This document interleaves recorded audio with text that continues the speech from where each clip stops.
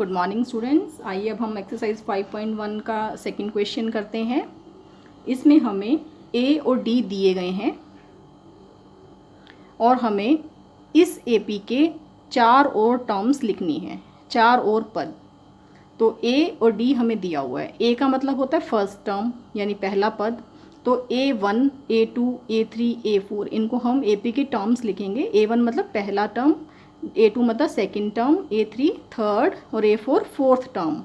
तो पहली टर्म तो ए ही होती है, इसका मतलब फर्स्ट टर्म तो आ गई 10। ये तो हमें दे रखा था। अब A2 second term A1 plus D, पहले वाली टर्म में डी जोड़ देंगे तो 10 में 10 जोड़े 20 आ गई। अब नेक्स्ट टर्म सारवंतर जोड़ते चले जाएंगे हर एक टर्म में, जैसे पहली 10 आ गई, अगली 20 आ गई। अब हमें सब में 10-10 जोड़ना है, तो अगली क्या आएगी, A2 में 10 जोड़ दिया। A2 कितना था 20, 20 में 10 जोड़े 30। अब आगे A4 क्या होगा, A3 में D जोड़ दिया यानी 30 में 10 जोड़ दिया 40। तो नेक्स्ट टर्म्स निकालने के लिए हम D जोड़ते चले जाते हैं। जैसे पहले 10, 10 के बाद अगली टर्म 10 जोड़ने के बाद 20, फिर अगली 10 जोड़ने के बाद 30, फिर अगली 10 जोड़ने के बाद 40। तो ऐसे ये टर्म्स आती जाएंगी। और लिखने का वे आप देखिए, A1 फर्स्ट टर्म है A, वो 10 आ गई। सेकंड टर्म पहले वाली में 10 जोड़ दिया, पहले वाली में D जोड़ दिया, फिर आगे A2 में D जोड़ दिया, फिर A3 में T जोड़ दिया, फिर आगे A4 में, A5 में, A6 में, ऐसे D हम हर बार जोड़ते जाएंगे। पिछली टर्म में बस D जोड़ना है हमें। इसी प्रकार इसका सेकंड पार्ट करते हैं। उसमें हमें A-2 दिया है और D दिया है 0। तो इसका मतलब फर्स्ट टर्म तो कितनी आ गई,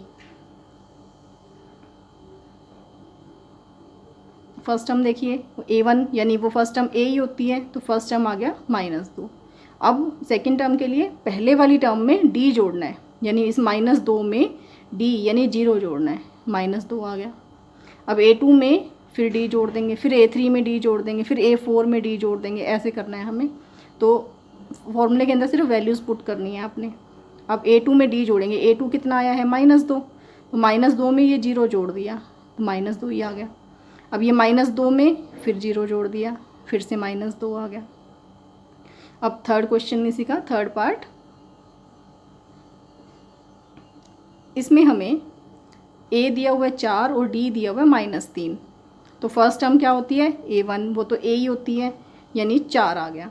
अब A2 कैसे ज्ञात करते हैं, A1 में D जोड़ के। हर बार हमें सिर्फ D ही जोड़ना होता है, पिछली टर्म में D जोड़ते जाओ। तो इससे पहली वाली टर्म क्या है, A2 से पहले क्या आता है A1, तो A1 में D जोड़ दिया। तो A1 कितना है 4 और 4 में D कितना है -3, 4 में -3 जोड़ दिया तो ये बन गया 4 - 3 यानी 1। अब A3 से पहले क्या आता है A2, तो A2 में D जोड़ दिया। अब A2 देखिए कितना है, A2 1 है, तो 1 में D यानी कि -3 जोड़ दिया तो 1 - 3 -2 आ गया। अब A4 से पहले क्या आता है A3, तो A3 में D जोड़ना है, यानी पिछली टर्म में D जोड़ते चले जाएंगे।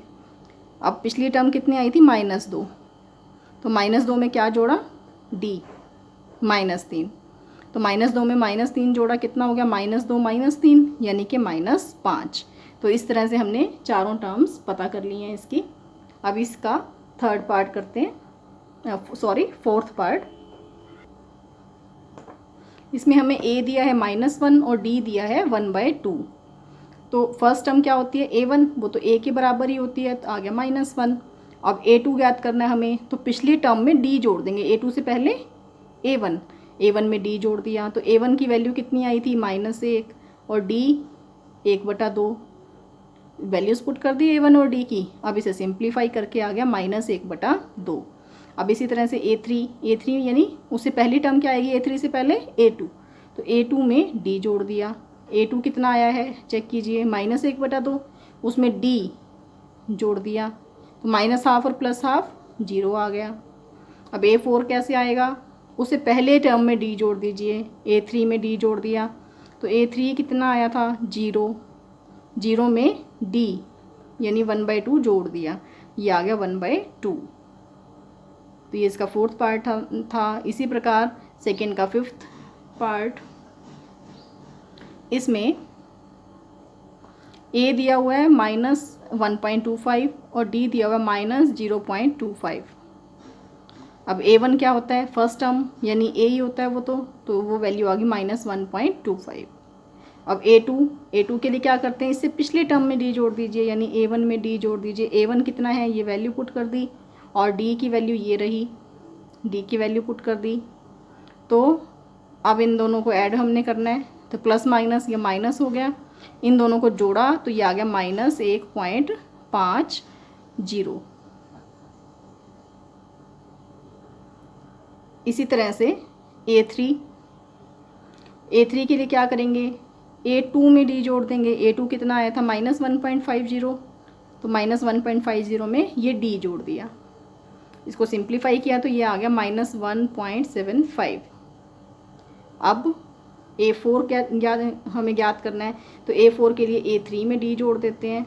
A3 में डी जोड़िए, A3 कितना है, -1.75, इसमें डी जोड़ना है, डी की वैल्यू -0.25, ऐड करना है दोनों को, प्लस माइनस, ये माइनस हो गया, तो -1.75 -0.25, ये हो गया -2.00।